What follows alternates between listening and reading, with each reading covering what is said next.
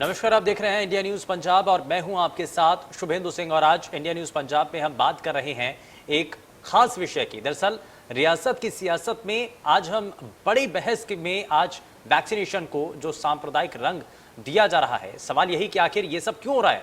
Corona महामारी की दूसरी लहर कहर बरपा चुकी है और तीसरी लहर की चर्चा के बीच अब वैक्सीनेशन पर नजर है। बड़े सत्र पर वैक्सीनेशन से ही कोरोना की तीसरी लहर से बचाव हो सकता है, लेकिन देश में वैक्सीनेशन पर सियासत गरमाने लगी है। कार्यक्रम में जुड़ चुके हैं, सीधे उनका रुख कर लेते हैं। Ajay ji, over to you. जी बिल्कुल, आपने सही कहा। जिस तरीके से आज देश भर में और खासतौर पे जम्मू कश्मीर में लगातार असमंजस की स्थिति बनी हुई है उन हेल्थ वर्कर के लिए जो अपनी जान को जोखिम में डालकर जम्मू कश्मीर के अलग अलग इलाकों में जा रहे हैं, सिर्फ इसलिए कई किलोमीटर का पैदल सफर करके पहाड़ी इलाकों में, बर्फ में, गर्मी में, सिर्फ इसलिए ताकि वो लोगों की जान बचा सकें और इस वैक्सीन को लोगों तक पहुंचा सकें।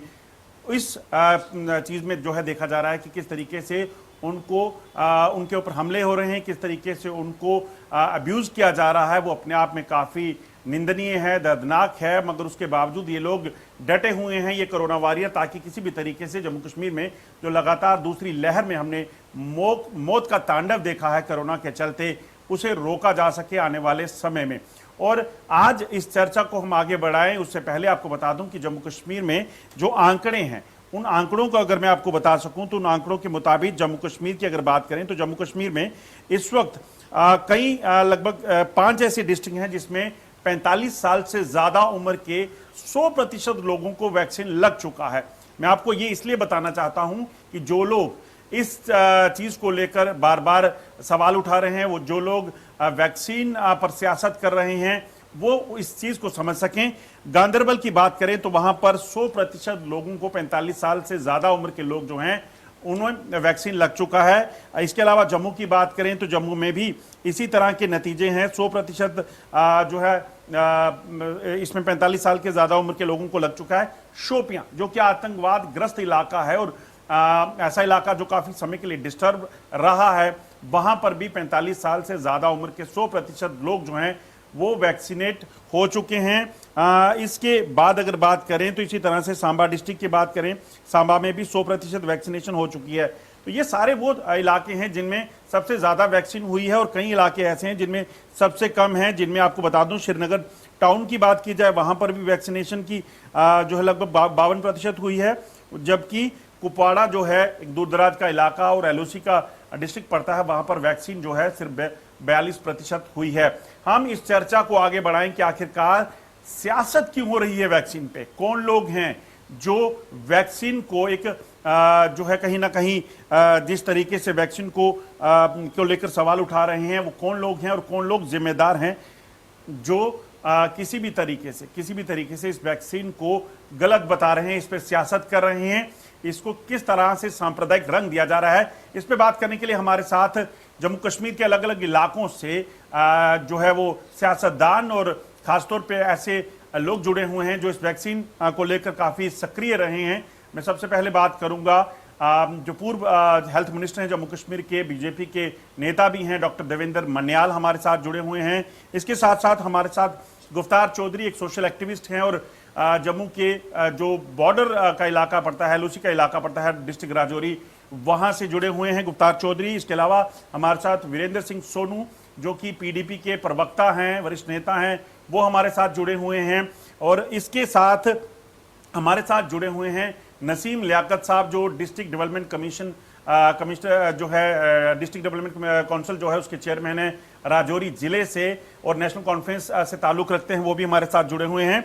और हमारे साथ जुड़े हैं डॉक्टर मंजूर चौधरी, जी हाँ आपको बता दूं बीएमओ सुंदरबनी हॉस्पिटल के हैं। और सबसे बड़ी बात है आपको बता दूं जो वाकया हुए हैं बांडीपुरा में, जो हेल्थ वर्कर हैं जब वो वैक्सीनेशन के लिए गए, वहां पर उन पर पथराव हुआ। लोग वैक्सीन नहीं लगाना चाहते हैं तो ठीक है, मगर उन पर पथराव किया गया, उन्हें अब्यूज किया गया।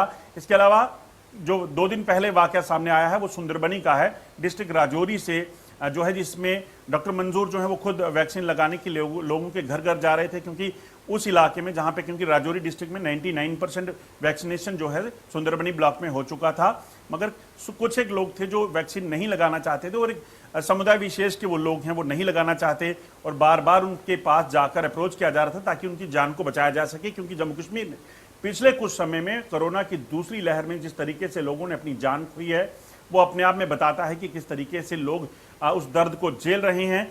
तीसरी वेव में इस तरह का कोई असर ना हो, इसके लिए ये सारी मुहिम चल रही है। सबसे पहले डॉक्टर मंजूर के पास मैं जाऊंगा, क्योंकि डॉक्टर साहब सबसे पहले आप ही से जानना चाहूंगा, आखिरकार क्या हुआ था, किस तरीके से आप वैक्सीनेशन के लिए उस इलाके में गए और उसके बाद आपको वहां पर इस तरीके से अब्यूज किया गया, और आप देखा जा रहा है कि कुछ दृश्य ऐसे थे, कहा जा रहा था कि जबरन वहां पे वैक्सीनेशन किया जा रहा है।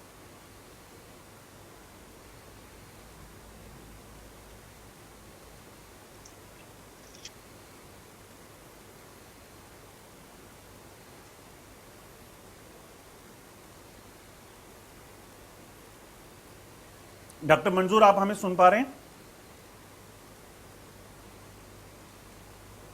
डिस्कनेक्ट हो गया आई थिंक। चलिए, डॉक्टर मंजूर से शायद अभी संपर्क नहीं हो पा रहा है। अब चलते हैं हम सीधे डॉक्टर देवेंद्र के अलावा जम्मू कश्मीर के स्वास्थ्य मंत्री भी रह चुके हैं। डॉक्टर साहब, स्वागत है आपका। क्या लग रहा है, सवाल क्यों, सियासत क्यों हो रही है इस वैक्सीनेशन को लेकर? कोई कह रहा है कि जबरन दवाई लगाई जा रही है, कोई कहता है हम लगाना नहीं चाहते, आखिर माजरा क्या है? जी अजय जी, नमस्कार। और सबसे पहले तो आपका बहुत बहुत धन्यवाद, आपने इस बड़े ही एक इम्पॉर्टेंट इशू पे आज मुझे यहाँ बुलाया है। देखिए अजय जी, ये वैक्सीन का जो आज मैंने उसके वीडियोस देखे हैं, कुछ जगहों पे हमारे हेल्थ वर्कर्स जो कि अपनी जान को जोखिम में डाल के पहाड़ी इलाकों में, संकरे इलाकों में, डिफिकल्ट टेरेन में पैदल जाके लोगों की जान बचाने के लिए ये इंजेक्शन दे रहे हैं, जो वैक्सीन दे रहे हैं। मैं समझता हूँ चंद एक ऐसे कुछ एपिसोड हुए हैं जहाँ पे इस तरह की घटनाएं हमें देखने को मिली हैं। अदरवाइज ओवरऑल अगर आप देखें तो कुछ समय पहले जो आज तक पूरे भारत में कुछ लोग इसका विरोध करते थे कि वैक्सीन का टेस्ट नहीं किया गया, वैक्सीन जो है वो हिंदुस्तान में बनी है, इस पे जो ट्रायल है वो पूरे नहीं किए गए, बहुत ज्यादा की बातें, कुछ एक पर्टिकुलर रिलीजन को लेके बातें की गई। लेकिन आज मैं समझता हूँ, जैसे आपने अपने भूमिका में कहा आपने कि लगभग 5 या 6 जिले हमारे जम्मू कश्मीर के हैं जहाँ 45 प्लस से ऊपर के जो लोग हैं उनकी 100% वैक्सीनेशन हो चुकी है, जिसमें मेरा जिला संभल भी आता है। तो मैं समझता हूँ आज लोग अवेयर हैं और जानकार हैं लोग, और कुछ छोटी मोटी कोई एपिसोड छोड़ के, जगहों को छोड़ के ऐसा कुछ नहीं है।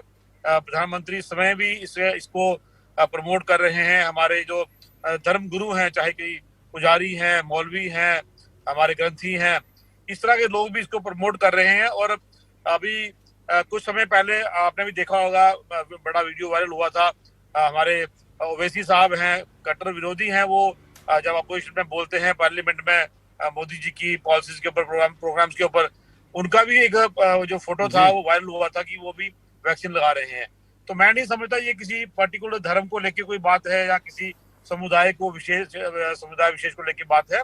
कुछ एलिमेंट्स होते हैं जो लोगों को भड़काने की कोशिश करते हैं, और खास करके जो फार फ्लांग और गाँव के हमारे लोग होते हैं, भोले वाले लोग होते हैं, इनकी बातों में आ जाते हैं। अदरवाइज ओवरऑल बड़ा ही अच्छा ये कार्यक्रम चल रहा है। अगर मैं सिर्फ जम्मू कश्मीर की बात करूं तो मुझे लगता है बहुत जल्द, जो अभी कुछ दिन पहले 18 प्लस की भी शुरू की है, मैं समझता हूं जम्मू कश्मीर हिंदुस्तान में पहला राज्य होगा जल्दी ही जहां 100% वैक्सीनेशन जो है सबसे पहले कंप्लीट होगी।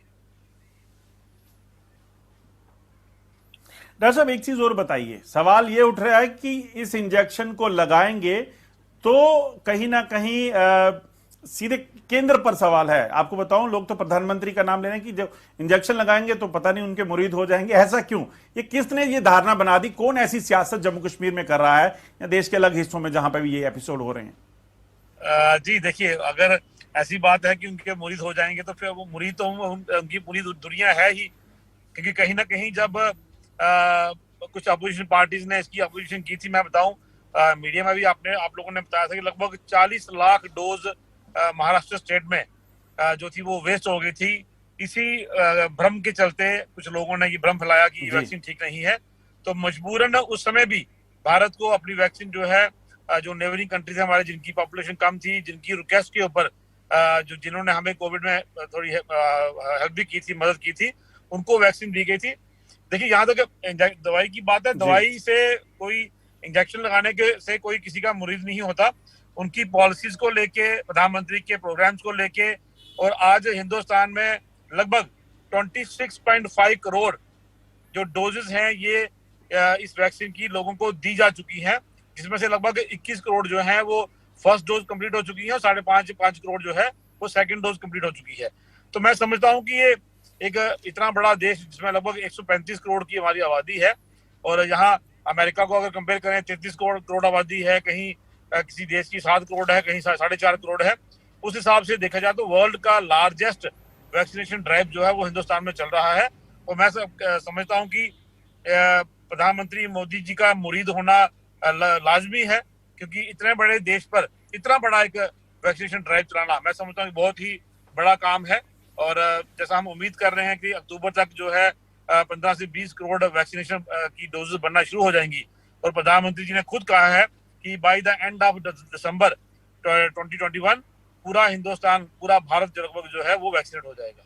तो ये लाजमी है कि हम उनके मुरीद हो जाएं, ना कि वैक्सीन लगने से। वीरेंद्र जी, क्या लगता है, मुरीद इंजेक्शन से नहीं होंगे लोग, सियासत इस पे? डॉक्टर साहब आपके पास वापिस आऊंगा। वीरेंद्र जी, क्या लगता है, वैक्सीन से कोई मुरीद नहीं होगा, काम के मुरीद हो रहे हैं लोग, और जो वैक्सीन नहीं लगा रहे हैं इस पे सियासत हो रही है, इस चीज पे आप क्या कहना चाहेंगे? और खासतौर पे जो एपिसोड होते हैं।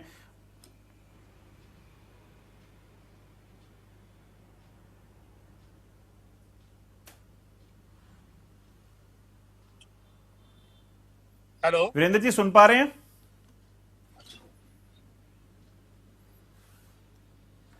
वीरेंद्र सिंह जी, आप सुन पा रहे हैं मुझे?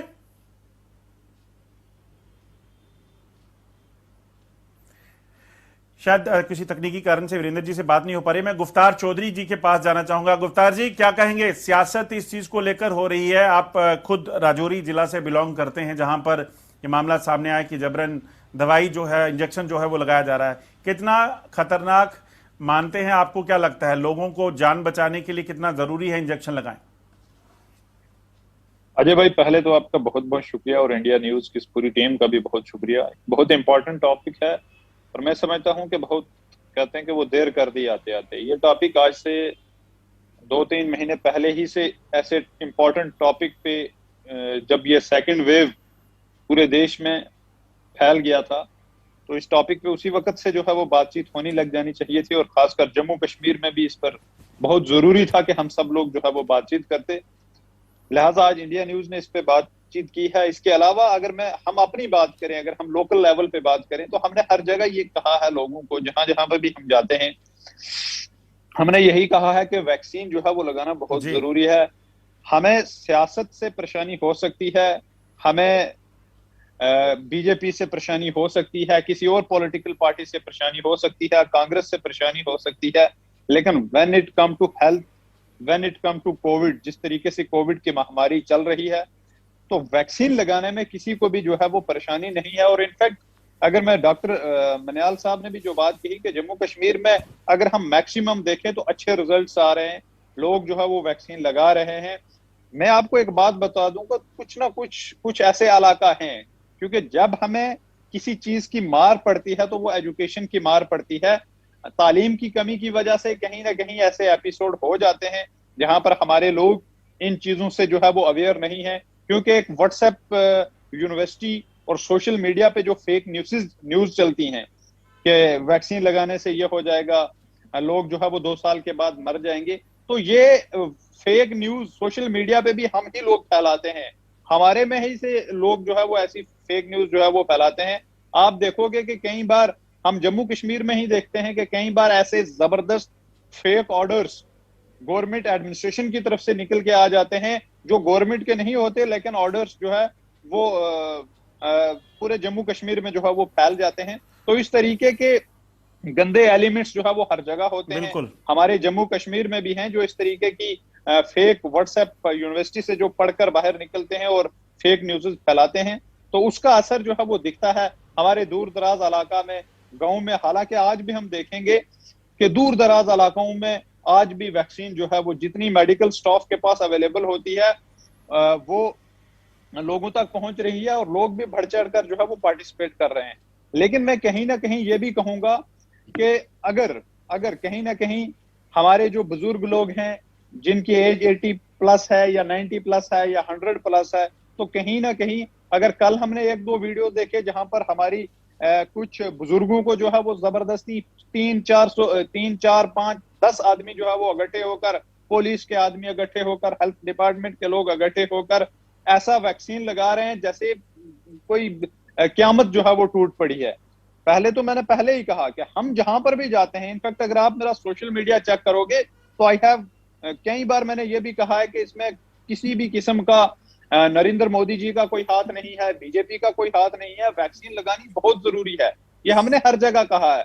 लेकिन कहीं ना कहीं जो हमारे ऑफिशियल्स दूर दराज इलाकों में जाते हैं, उनको भी इस चीज का जो है वो ध्यान रखना चाहिए कि जो हमारे बुजुर्ग लोग हैं, जो हमारे एज्ड लोग हैं, जब 5-10 लोग उन पर आके अचानक टूट पड़ते हैं। देखो हमारी ये पंचायत इस वक्त मनोज सिन्हा साहब ने ऑलरेडी पंचायत को इतने बड़े अधिकार देकर रखे हैं, तो हमें उनका इस्तेमाल करना है, उनका यूज करना है, कम्युनिटी को इन्वॉल्व करना है। अगर हमारे बड़े बुजुर्ग लोग कहीं ना कहीं हिचकिचाते हैं वैक्सीन लगाने से, तो हमारी कोशिश होनी चाहिए। आज वो कोई ऐसा घर नहीं है जहां पर मोबाइल नहीं है, कोई ऐसा घर नहीं है जहां पर कोई एक नौजवान जिसने आगे पीछे हालात जो है वो देखे होते हैं, कोई भी ऐसा घर नहीं है।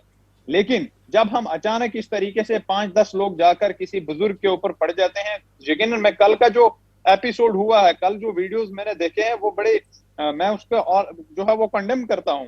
इस तरीके के हालात जो है वो पैदा, क्योंकि इससे और हालात जो है वो डिस्टर्ब होते हैं। ऑफिशियल्स को चाहिए, डिपार्टमेंट्स को चाहिए कि वो बड़े प्यार से जाएं, समझाएं लोगों को, काउंसलिंग करें, कम्युनिटी को इन्वॉल्व करें, पंचायत को इन्वॉल्व करें। जो लोग वैक्सीन नहीं लगाते, अरे भाई हम भी तो जाते हैं, हम भी लोगों को जो है वो समझाते हैं, कई बुजुर्ग जो है उनको हम भी समझाते हैं। लेकिन डायरेक्ट इस तरीके से 5 या 10 लोग चले जाएंगे, जाके अटैक करेंगे, इस तरीके से नहीं होना चाहिए। वैक्सीन से क्या पता अचानक से हार्ट हमारी जो मैं बात आपको बताऊं कि हमारी जो बात हुई है बीएमओ, उनसे मेरी बात हुई तो उन्होंने मुझे बताया कि दरअसल वो मेरी पिछले बात हुई तो 5 बार वहां पर जा दरअसल वो पिछले 5 बार वहां पर जा चुके हैं जब से ये वैक्सीनेशन प्रोसेस शुरू हुआ है। और वो जो फैमिली है वहां पे, कुछ फैमिली जो हैं वो बेसिकली वैक्सीन जो है वो लगा नहीं रही थी।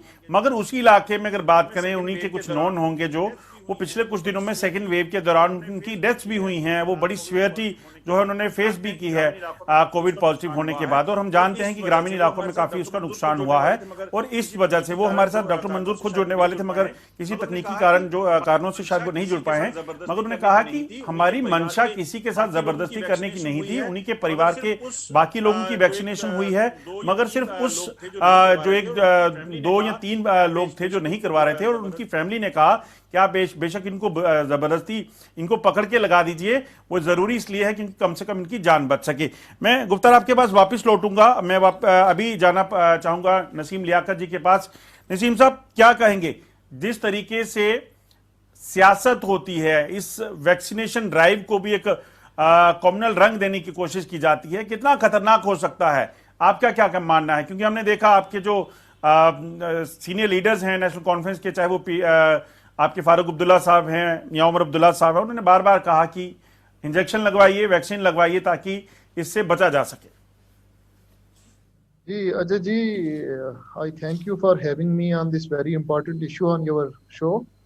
देखिए, मेरी नज़र में मुझे नहीं लगता है कि वैक्सीनेशन पे हमारी इस जम्मू कश्मीर में कोई सियासत हो रही है। अलबत्ता ये ज़रूर है कि कुछ रूमर्स फैल जाते हैं और सोशल मीडिया पे अननेसेसरी वीडियोस पोस्ट हो जाती हैं और अननेसेसरी मैसेजेस डाल दिए जाते हैं। जैसे पीछे आपने देखा एक मैसेज डाल दिया गया यूएस के या यूके के किसी डॉक्टर का हवाला दे के, और उसमें कहा गया कि वैक्सीनेशन जिन जिन लोगों ने लगवा ली है वो आइंदा 2 साल में उनकी डेथ हो जाएगी। ये इस किस्म के रूमर्स जब फैला दिए जाते हैं और ये रूमर्स फिर कम्युनिटी में जब स्प्रेड कर जाते हैं, और फिर हमारे इलाके आप जानते हैं इलिटरेसी यहाँ पे बहुत ज्यादा है, और लोग इन रूमर्स को मान लेते हैं और उनके दिल में जिस बैठ जाती है कि नहीं ये वैक्सीनेशन लगाने से कोई नुकसान हो जाएगा। जैसे पहले आपने कहा कि कहीं से ये रूमर फैला दिया जाता है कि वैक्सीनेशन लगाने से आप पीएम मोदी साहब के मुरीद हो जाएंगे, कहीं से ये रूमर फैला दिया जाता है कि वैक्सीनेशन लगाने से आपकी डेथ हो जाएगी, कहीं से और 10 किस्म के रूमर्स इसमें जो है वो फैला दिए गए हैं। और इन रूमर्स की वजह से लोगों में जब ये बातें फैल जाती हैं, फिर कुछ कुछ जगह पे लोग बहुत एहतियात करना शुरू कर देते हैं और वैक्सीनेशन लगवाने से बहुत गुरेज करते हैं। इसमें चाहिए, जैसे आपने अपने शो का टाइटल भी रखा है रियासत में सियासत, मुझे नहीं लगता कि यहाँ पे इस रियासत में इस वैक्सीनेशन के मुद्दे को लेके कोई सियासत हो रही है। अलबत्ता बदकिस्मती की बात यह है कि इस मुद्दे को लेके हम अच्छी तरह इसको हैंडल नहीं कर पाए हैं। जितना विगरसली और जितना फोर्सफुली और जितना डीपली हमने कोशिश करनी थी एक मैसेज फैलाने की कि वैक्सीनेशन बहुत इंपॉर्टेंट है और वैक्सीनेशन करवाने से हम कोरोना से बच सकते हैं, और ये वाहिद सिर्फ एक ही तरीका ऐसा मौजूद है वैक्सीनेशन जिससे हम कोरोना से बच सकते हैं। इन चीज़ों को फैलाने की ज़्यादा ज़रूरत थी, मैसेज को कैरी करने की ज़्यादा ज़रूरत थी, जो कि नहीं किया गया है और उसके अगेंस्ट रूमर ज़्यादा फैल चुके हैं। तो जैसे कल का आपने एक एपिसोड देखा वीडियो में सुंदरबनी के इलाके में, जैसे एक बुजुर्ग लेडी को हेल्थ वर्कर्स और पुलिस वाले मिलके उसको दबोच लिया गया और फिर उसको वैक्सीनेट करने की कोशिश की गई है। ये तरीका बिल्कुल गलत है, मैं इसको आउटराइटली कंडेम करता हूँ इस तरीके को। इस तरीके से आप लोगों को वैक्सीनेट ज्यादा नहीं कर पाएंगे और इस तरीके से अल्टीमेटली ये होगा कि लोग ज्यादा वैक्सीनेशन से दूर भागना शुरू हो जाएंगे।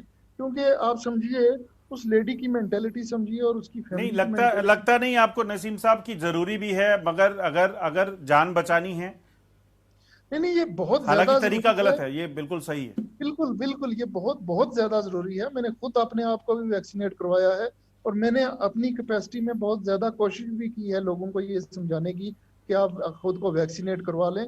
मैंने फेसबुक के जरिए, मीडिया के जरिए अपनी वीडियोस बना के बहुत ज्यादा सर्कुलेट किए हैं और उसमें मैंने अपील की है लोगों से कि आप खुद को वैक्सीनेट करवाइए। मगर ये तरीका, जिस तरीके से जबरदस्ती अगर किसी को वैक्सीनेट किया जाए, ये बहुत गलत तरीका है और इस तरीके को कंडेम करना चाहिए। मुझे ये लगता है कि इस किस्म के तरीके अगर अपनाने शुरू कर दिए गए तो वैक्सीनेशन के इस प्रोसेस में और ज्यादा मजीद प्रॉब्लम्स क्रिएट हो जाएंगी।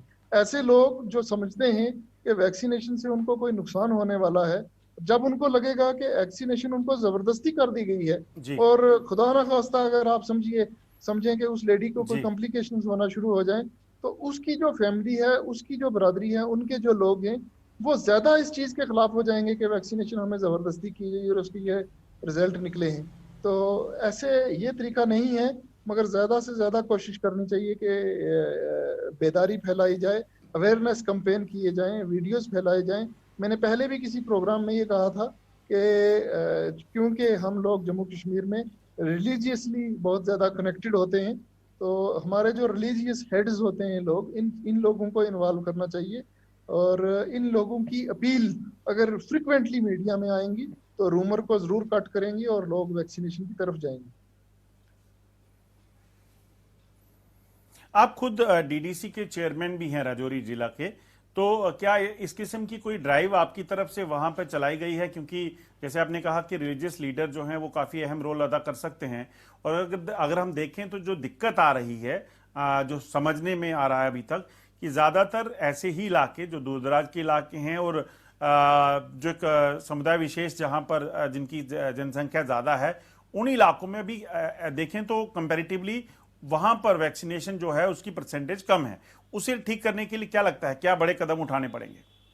देखिए, मैंने डीडीसी चेयरपर्सन की होने की हैसियत में अपनी डिस्ट्रिक्ट की कोई 70% इलाकों में खुद जाके CHCs PHCs में जाके डाटा को भी चेक किया है। और फिर क्योंकि कोरोना है, हम कोई इस किस्म के जलसे या मीटिंग नहीं कर सकते इस इंफॉर्मेशन को फैलाने के लिए, मगर हमने अपनी पूरी कोशिश की है। डिफरेंट लैंग्वेजेस में हमने अपने मैसेजेस रिकॉर्ड करा के मीडिया पे फ्लोट किए हैं ताकि ज़्यादा से ज़्यादा लोग सुने। मगर जैसा कि मैंने पहले कहा, लोगों को ज़्यादा अपील रिलीजियस हेड्स की अपील जो होगी वो करेगी। और हमें चाहिए, गवर्नमेंट को चाहिए कि जितने भी रिलीजियस हेड आइडेंटिफाई करना चाहिए किस पॉकेट में किस रिलीजियस हेड की लोग ज़्यादा बात सुनते हैं और उस किस्म के मैसेजेस उन लोगों से रिकॉर्ड करवा के हमें सर्कुलेट करने चाहिए by way of social media हो सकता है। और क्योंकि कोरोना है इस लिए कोई पब्लिक मीटिंग नहीं, इस चीज़ को फैलाने के लिए कोई पब्लिक मीटिंग आज की डेट में की नहीं जा सकती। तो सिर्फ मेरे ख्याल में एक सोशल मीडिया ही ऐसा वायबल मीडिया बचा है जिसके जरिए आज की डेट में ये इंफॉर्मेशन फैलाई जा सकती है। इंफॉर्मेशन फैलाई जा सकती है, रिलीजियस गुरु जो है वो एक अहम रोल अदा कर सकते हैं। आपके पास वापस लौटूंगा मैं, एक बार फिर से डॉक्टर देवेंद्र मन्याल के पास जाना चाहूंगा, क्योंकि स्वास्थ्य मंत्री भी रह चुके हैं जम्मू कश्मीर के और खासतौर पे प्रोफेशनली डॉक्टर भी हैं। डॉक्टर साहब, क्या लगता है जो तीसरी वेव जो है हिट कर सकती है जो भारत को, जो माना जा रहा है, और खासतौर पे बात कर रहे थे कि नहीं बच्चों पे ज्यादा असर हो सकता है, हालांकि WHO ने कहा है कि ज्यादा पैनिक होने की जरूरत नहीं है, मगर क्या लगता है ये वैक्सीन जो है ये किस तरह, मैं आपको मेडिकल टर्म से मैं जानना चाहूंगा किस तरीके से ये आम आदमी को जो वैक्सीनेट किया जाता है जब इसकी 2 डोज लगती हैं उससे इसका लोगों को फायदा होने वाला है, ये उन लोगों के लिए जो लोग वैक्सीन लगा नहीं रहे हैं, चाहे वो कोई भी वजह बताएं। देखिए अदिति, जैसे हमारे ऑनरेबल चेयरमैन साहब ने बात की कि और कोरोना से बचने का चाहे वो थर्ड वेव की भी अप्रहेंशन में है, उसके बचने का एक ही तरीका है कि हम अपने आप को वैक्सीनेट कराएं, इसके अलावा और कोई तरीका नहीं है। तो जहां तक आपने कहा कि थर्ड वेव का जो अप्रहेंशन है, वो उसमें अगर आप डेली के न्यूज़पेपर्स देखें, WHO ने भी कहा है, लेकिन हमें ये मान के चलना चाहिए कि कोरोना अभी खत्म नहीं हुआ है।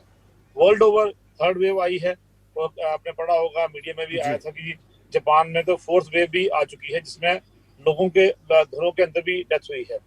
तो जापान में जो वैक्सीनेशन रेट था वो 1.5 to 2% था। मैं समझता हूँ कि ये इतना बड़ा ड्राइव जो, जैसे मैंने पहले भी कहा, इतना बड़ा ड्राइव वैक्सीनेशन का चल रहा है हिंदुस्तान में, हमें इसमें मतलब हेल्प करनी चाहिए as a politician, as a social activist. और जैसे मैंने भी कहा पहले, अभी हमारे ऑनरेबल चेयरमैन साहब ने कहा कि रिलीजियस हेड्स को उनको बोलना चाहिए, उनको रिक्वेस्ट करनी चाहिए, दरख्वास्त करनी चाहिए उनको कि वो अपने अपने जो भी उनके धर्म है, चाहे मौलवी हैं, पंडित हैं, ग्रंथी हैं, किसी भी तरह के जो हमारे हेड्स हैं, रिलीजियस हेड्स, उनको बोल के लोग ज़्यादा से ज़्यादा लोग वैक्सीनेट कराएं, अपने आप को वैक्सीनेट कराएं। और आज मैं ये भी कह सकता हूँ दावे से कि वैक्सीन की भी कमी नहीं है। कहीं ना कहीं बीच में थोड़ी इसकी रफ्तार कम हुई थी, वैक्सीनेशन कम थी, आज वैक्सीन कम थी, आज वैक्सीन भी अच्छी मात्रा में है। और हमारे जो फ्रंट लाइन वॉरियर्स हैं, हमारे जो डॉक्टर्स हैं, पैरामेडिकल स्टाफ है, वो भी दिन रात मेहनत करके कोशिश कर रहे हैं कि जल्दी से जल्दी जो हमारे जितनी दुनिया है, हमारे जितने लोग हैं, ये वैक्सीनेट हो जाए। जहाँ तक थर्ड वेव का सवाल है, मैं इतना कहूँगा कि हमें उसके लिए तैयार रहना चाहिए, क्योंकि कहीं ना कहीं हमने फर्स्ट वेव जब आई थी तब भी हमने कोरोना को खत्म कर लिया था, खत्म हो गया है, हमने समझ लिया था, मान लिया था, और फिर से शादियां, बड़े बड़े फंक्शंस, गैदरिंग्स होना शुरू हो गई थी। तो मैं समझता हूँ कि अब हमें उस तरह का कोई भी ऐसा काम नहीं करना चाहिए। जैसे अभी कुछ शॉप्स जो खुली हैं, अल्टरनेट डे पे खुली हैं, टाइमिंग उनका कम किया गया है।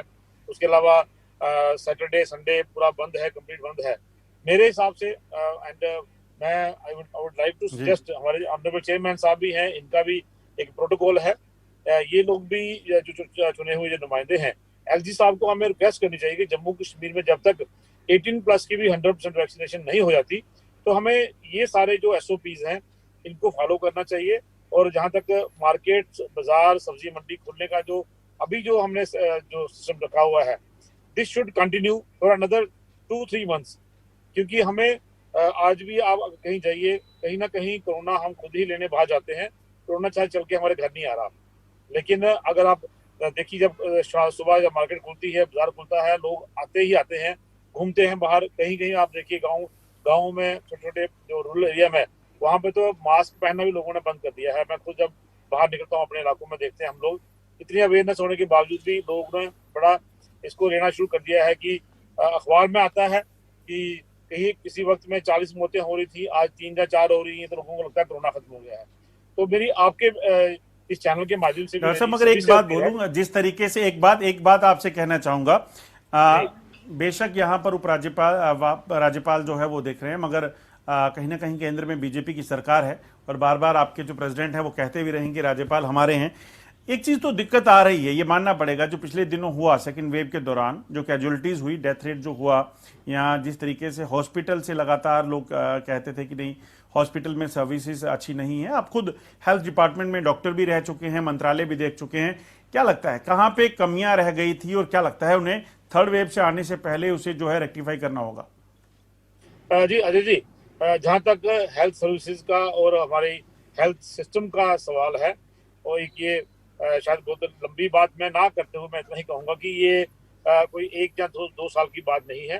कहीं ना कहीं जम्मू कश्मीर में हेल्थ सर्विसेज की तरफ इतना ध्यान नहीं दिया गया, चाहे पहली जो सरकारें रही उनकी तरफ से भी, और अभी भी पिछले कुछ सालों में बेशक हमारी बीजेपी पीडीपी की सरकार 3 साल ही रही, तो हमें इतना ज्यादा मौका नहीं मिला काम करने का। लेकिन कहीं ना कहीं हेल्थ सर्विसेज की तरफ जितना हमें ध्यान देना चाहिए था हमने नहीं दिया। ये उसी का नतीजा है कि हम सेकंड वेव में जब एकदम से केस बढ़े तो कहीं ना कहीं हम तैयार नहीं थे, हम प्रिपेयर नहीं थे। लेकिन एक बात मैं जरूर जोड़ना चाहूंगा कि जो इंफ्रास्ट्रक्चर हमें चाहिए था, जो मेडिसिन जो चाहे हमें चाहिए थी, वो सारा सामान जो है अक्टूबर 2020 में जब ये यहाँ पे वेंटिलेटर आ गए, बाईपैप मशीन आ गई, यहाँ पे बाकी जो सामान था, ऑक्सीजन जो जनरेशन प्लांट लगाने की जो अनुमति थी वो आ गई थी, उसका पैसा आ गया था। कहीं ना कहीं जो हमारे जो ब्यूरोक्रेसी है, क्योंकि अभी ब्यूरोक्रेसी ही चला रही है इस राज्य को, एलजी साहब के अंदर जो काम करते, चाहे चीफ सेक्रेटरी है चाहे कोई भी है, वो उसमें थोड़ी सी ढील हुई। सेकेंड वेव को लाइटली लिया गया और वो सारा इंफ्रास्ट्रक्चर जो है वो टाइमली उसको इंस्टॉल नहीं किया गया, जिसका ये कारण हुआ कि जिसका ये रिजल्ट हुआ कि जो पेशेंट सेकेंड वेव में हमारे पास आए उनको प्रॉपर ट्रीटमेंट नहीं मिला। तो सबसे बड़ा कारण था कि ऑक्सीजन की कमी, जो ऑक्सीजन प्लांट हमारे नहीं टाइमली इंस्टॉल हो चुके, जो बाईपैप मशीन टाइमली नहीं इंस्टॉल हो चुकी, वो एक कारण रहा है। तो ओवरऑल अगर मैं बात करूं तो मैं प्रेजेंट जो अभी ब्यूरोक्रेसी है या सिस्टम है उसको मैं 100% ब्लेम नहीं करूंगा। कहीं ना कहीं ये पुराने जो चलता आ रहा है सिस्टम, हेल्थ सिस्टम को लेके कि इसकी तरफ जैसे मैं पहले कहा ध्यान नहीं दिया गया है, उस तरह का इंफ्रास्ट्रक्चर नहीं तैयार किया गया है। ये सब दोनों फैक्टर मिला के मौत जो हुई है, लोगों की ज्यादा मौतें हुई है, ये कारण रहा है। लेकिन अगर हमने जैसे आप कह रहे हैं थर्ड जो वेव है उससे बचना है, तो उसके लिए सबसे पहले वो जो 3 मूल मंत्र है हमारे, मास्क, सैनिटाइजेशन और सोशल डिस्टेंसिंग, 2 गज की दूरी, इसको फॉलो करें। और हेल्थ सर्विसेज जो है, जो हमारा गवर्नमेंट का काम है कि इंफ्रास्ट्रक्चर जो कम था उसको जल्दी से जल्दी कंप्लीट करें, इंस्टॉल करें, और जो मैन पावर की शॉर्टेज थी उस मैन पावर को जल्दी से जल्दी कंप्लीट करें, ताकि हमें जो सेकंड वेव में चीजें देखने को मिली हैं उस तरह के हालात जो है वो हमें थर्ड वेव में देखने को ना मिले। भगवान ना करे थर्ड वेव आए, लेकिन हमें ये मान के चलना चाहिए कोरोना खत्म नहीं हुआ है, इसलिए हमें इसकी तैयारी अपनी तरफ से करके रखनी चाहिए। ये बेहद ज़रूरी है, ये समझ जाएं लोग, और इसीलिए इस चर्चा को हम आज लेकर आए हैं ताकि लोग समझे भी। गुफ्तार, खासतौर पे ग्रामीण इलाकों में की बात करें, जिस तरीके से हमने खुद देखा कि ग्रामीण इलाकों में काफ़ी नुकसान उठाना पड़ा लोगों को। खासतौर पे राजौरी डिस्ट्रिक्ट की बात करें तो हम हर रोज़ कुछ ना कुछ वहाँ बुरी खबर सुनते थे जब अपनों को लोगों ने खोया। क्या लगता है, क्या कमियाँ रह गई थी जिस पर सरकार को एक बार फिर सोचना होगा और जल्द इस पे कुछ कदम उठाने होंगे, ताकि तीसरी लहर में जो दूसरी लहर में लोगों ने होता देखा है वो ना हो?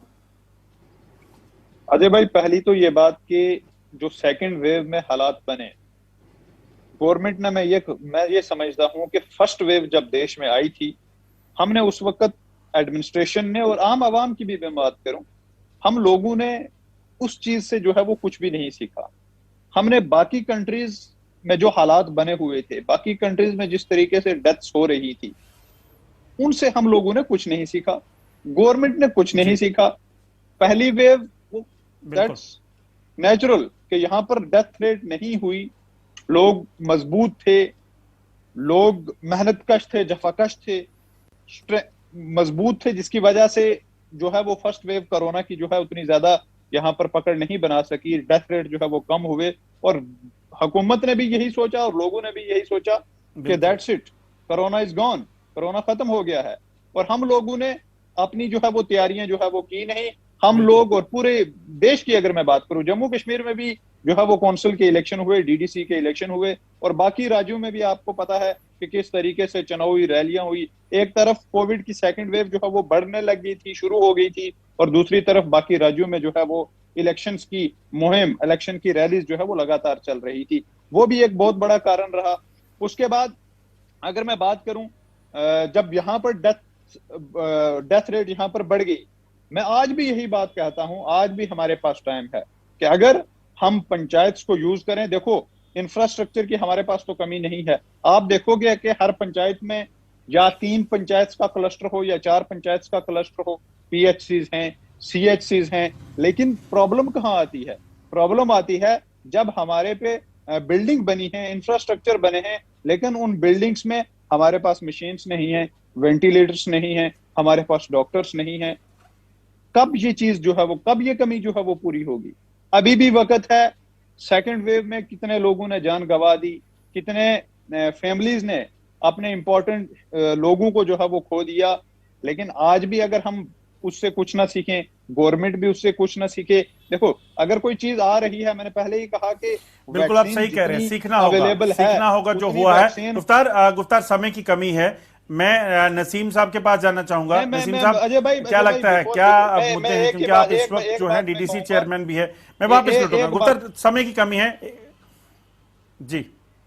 एक बात मैं आखिर में यही कहूंगा कि जितने भी पीएचसी सीएचसी हैं, इनको पूरी तरीके से जो है वो एस्टेब्लिश करें, इनमें जो है वो मैन पावर प्रोवाइड करें, डॉक्टर्स प्रोवाइड करें, इनमें जो है वो इंफ्रास्ट्रक्चर किया जाए। बिल्कुल बिल्कुल आप दुरुस्त कह रहे हैं। बहुत किस तरह, नसीम साहब क्या लगता है किस तरीके से मुद्दे उठाने पड़ेंगे, किस तरीके से इस वक्त जो तीसरी वेव की ओर जो बढ़ रहा है हिंदुस्तान और जम्मू कश्मीर, उसमें क्या फैसले लेने होंगे, क्या बड़े अहम चीजें हैं जो है करनी होंगी?